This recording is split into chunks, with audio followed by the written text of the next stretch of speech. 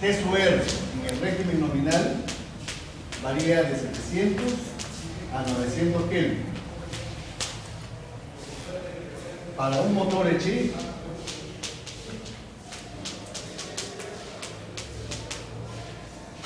T sub R está entre 900 y 1000.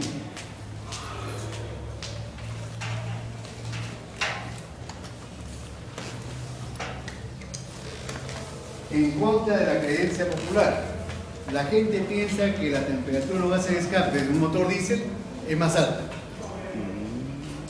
¿Por qué creen eso? Porque el motor diésel siempre es más grande, más potente. Y lo relacionan eso con la temperatura de los gases de escape. Siendo todo lo contrario. El motor diésel, sus gases de escape salen más fríos. Y eso es importante, eso es sinónimo de eficiencia. Si los gases salen calientes, ¿qué significa eso realmente? Desperdicio de energía. Estamos botando los gases calientes. En el motor diésel, los gases salen más fríos.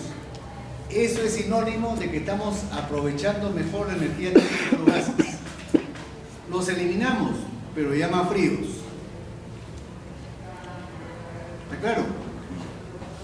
La gente piensa que es al revés. En la clase pasada hubo una pregunta, me parece, porque les comenté a ustedes que había algún alumno de la sección de 8 a 10 que había hecho un comentario, que los motores sobrealimentados en altura, el turbo era el elemento que más sufría. ¿Recuerdan? ¿Qué respuesta le di? ¿Por qué el turbocompresor se recalienta en altura? ¿Recuerdan la respuesta que di? Porque la mezcla se enriquecía, ¿no es cierto?, en altura. Hay menos aire y la misma cantidad de combustible. La mezcla se enriquece, ¿no es cierto? Y ese enriquecimiento de la mezcla va a hacer que la temperatura T sub R aumente.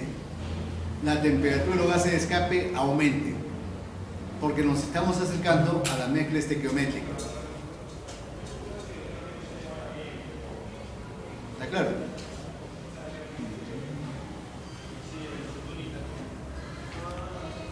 En todo caso, T sub R es un factor secundario. La influencia de T sub R es mucho menor que la influencia de P sub R, por ejemplo. De P sub R sí tenemos que preocuparnos. Si P sub R aumenta mucho, la eficiencia del motor va a bajar tremendamente. Les había comentado incluso que si ustedes con un wipe tapan el tubo de escape, el motor se va a apagar finalmente. ¿Cuándo va a ocurrir eso? ¿Por qué ocurre? Porque el P sub R crece tanto que la expansión comienza ya muy cerca del punto muerto inferior. Por ejemplo, por acá. Supongan ustedes que por haberle puesto el wipe en el tubo de escape, el punto R se traslada aquí. ¿Y cómo se da la expansión de los gases? ¿Dónde está comenzando la admisión efectiva? Recién ahí. ¿Cuánto ha ingresado de aire? Muy poco, una cantidad ínfima. Insuficiente incluso para vencer el rozamiento. Como no alcanza ni siquiera para vencer el rozamiento del pistón, el motor se apaga. Y eso es lo que vamos a ocurrir.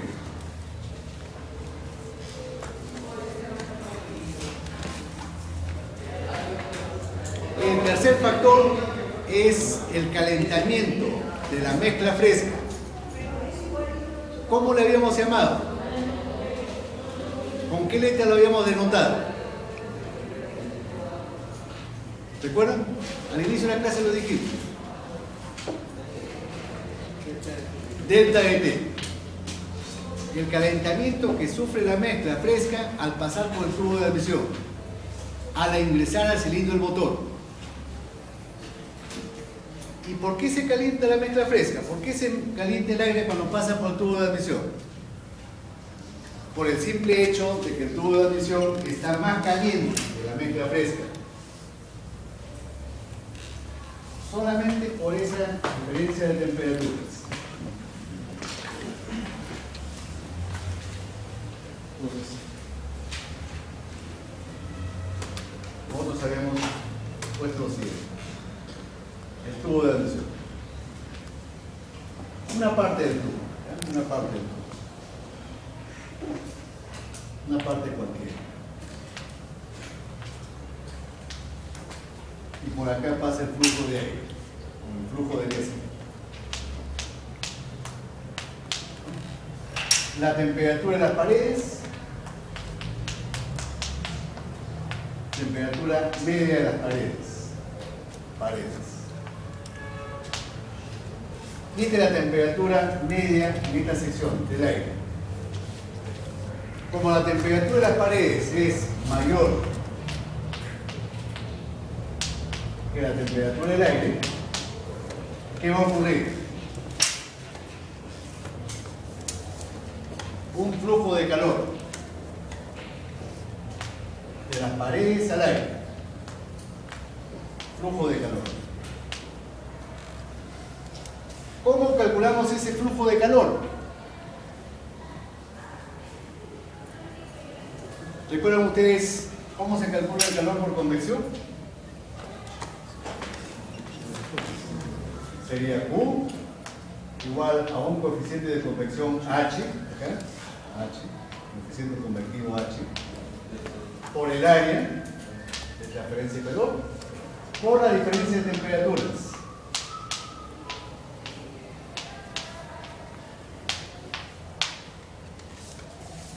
¿No es cierto? Y esto va a ser igual a ¿qué?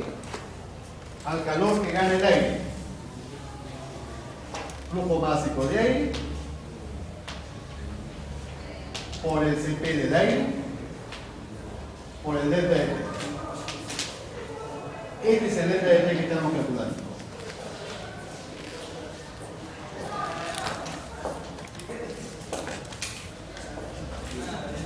Utilizando esa fórmula sencilla, podemos por lo menos cualitativamente decir de qué depende delta de T.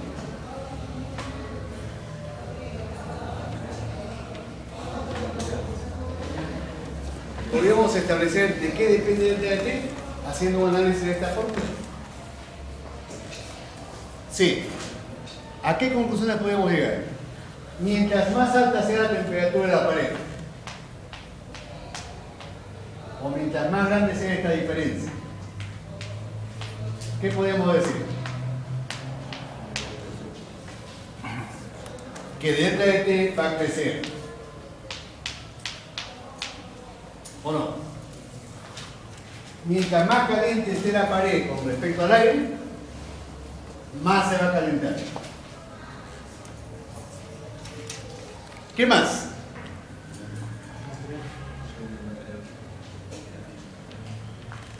Mientras mayor sea la velocidad del flujo, si la velocidad del flujo aumenta del aire, ¿no creen ustedes que esto va a ocasionar que el H convectivo aumente? O lo que es lo mismo, el Reynolds ha aumentado. Y sabemos que el coeficiente convectivo depende del Reynolds. Realmente esto es lo que ocasiona que H crezca. Y si H crece, podríamos pensar que delta de T también va a crecer.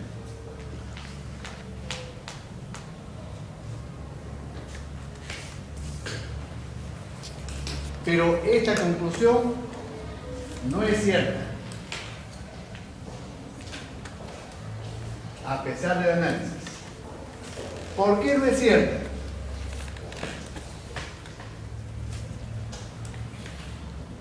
¿Por qué no es cierta esa conclusión?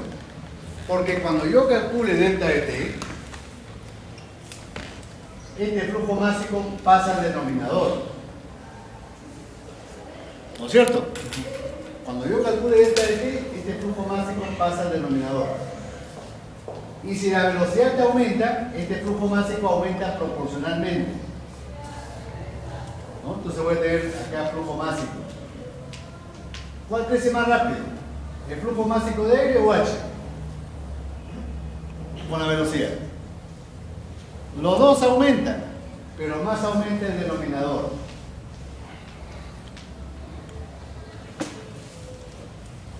Y por lo tanto, delta de t disminuye sorprendentemente. Cuando aumenta la velocidad del flujo, delta de t sorprendentemente disminuye. ¿Cómo explicamos eso? A ver, ¿cómo explicamos eso? Que delta de t disminuye cuando aumenta la velocidad del flujo. Por ejemplo, cuando el motor trabaja a más velocidad. Si el motor trabaja a más velocidad, la velocidad del flujo aumenta. Y sorprendentemente, delta de t va a disminuir. ¿Cómo explicamos eso? Con la fórmula es fácil, ya lo he dicho. El flujo másico crece más que h. Pero en la práctica, ¿cómo lo explicamos? ¿Recuerdan ustedes ese experimento que hacía Ternero cuando entrenaba a Cienciano? Menos tiempo de calentamiento, menos tiempo de contacto. Cuando Ternero hacía correr a sus jugadores del Cienciano por las brasas calientes previo al partido para que agarren fortaleza anímica, los jugadores no pasaban caminando, ni tontos que fueran, ¿no? Pasaban corriendo, y mientras más rápido pasan, menos posibilidad de que se les ampolle el pie había. ¿Por qué? Porque el tiempo de contacto de las brasas con la piel es menor si es que yo corro. Lo mismo le pasa al aire. Mientras más rápido pase el aire, menos tiempo de contacto hay con las paredes. Y por eso que delta de t disminuye con la velocidad del motor, por ejemplo. Eso es sorprendente, ¿no? Pero ya lo hemos explicado así en forma sencilla. Y también con la fórmula, ¿no? Cuando aumenta el flujo, aumentan estos dos. Pero más aumenta el flujo másico que h.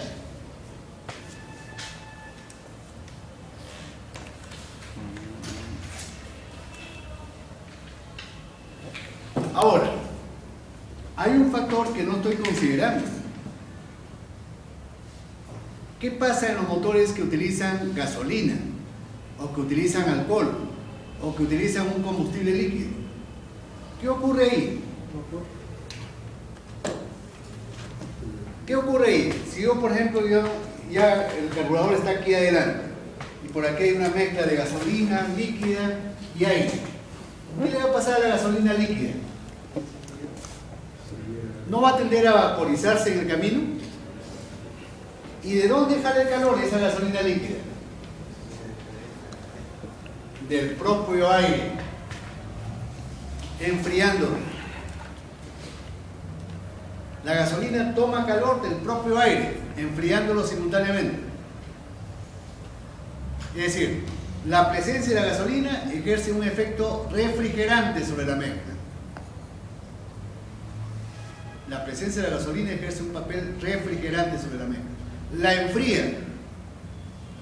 Por eso cuando yo evalúo el delta de t final, ese delta de t tiene que considerar tanto el delta de t por el calentamiento, por este calentamiento, menos el delta de t de vaporización. Y esto me da el delta de t final.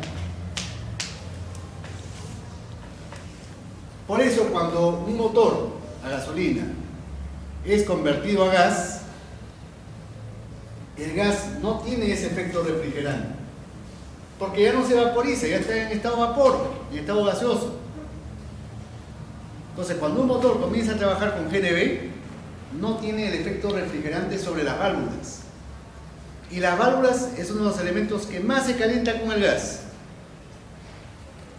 Y de eso se quejan los choferes y los mecánicos, que cuando el motor trabaja con gas, el motor se recalienta. Uno de los factores de recalentamiento es que no hay esta vaporización, se elimina este término. No hay el efecto refrigerante.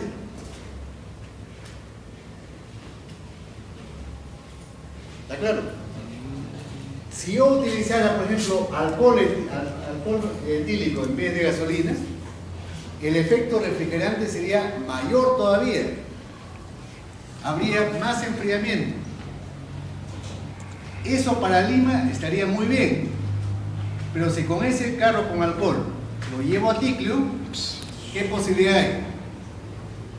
Que la humedad del aire en Ticlio se congele. Tanto calor absorbe el etano que lo congela a esa humedad presente en el aire atmosférico. ¿Y esos pedazos de hielo dónde se ubican? En el eje de la mariposa. La mariposa se chava, se obstruye y ya no puedo acelerar. Si no puedo acelerar, el motor se apaga. Entonces los motores que utilizan mezclas con alcohol muy altas, hay ese peligro de que provoque el congelamiento de la humedad del aire.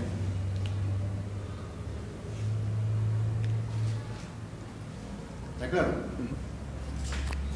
¿Cuánto vale ese calentamiento como rango?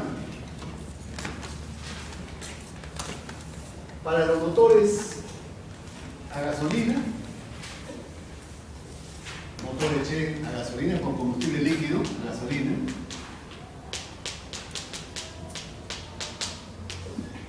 delta de T total vale de 0 a 20 grados centígrados, o Kelvin, que es lo mismo. Y en el motor diésel, de delta de T vale de 20 a 40. ¿Se explican por qué esta diferencia de rangos? Esto es en el régimen nominal, por acá, régimen nominal. ¿Se explican por qué esa diferencia en los rangos? ¿Por qué los motores HE, el delta de T es menor? ¿Tendrá que ver con esto? ¿Con el efecto refrigerante? Sí. Ahora, hay casos donde delta de T puede ser incluso negativo. ¿Qué casos? Por ejemplo, si es que yo utilizo un motor diésel sobrealimentado sin intercooler. Un motor diésel sobrealimentado sin intercooler. ¿Cómo sale el aire del compresor? Caliente. ¿A qué temperatura? 120, 130, 140 grados centígrados. ¿Creen ustedes que la pared del tubo de admisión tiene esa temperatura? No, está más baja. ¿Qué le pasa a este delta de T?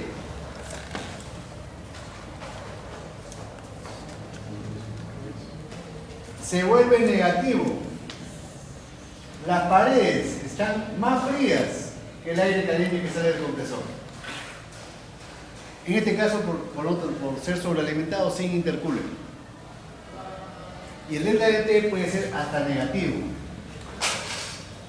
Eso no significa que el aire está entrando frío. Lo único significa que el aire está más caliente que las paredes. Pero no significa que el aire esté entrando frío al motor. El aire está entrando caliente.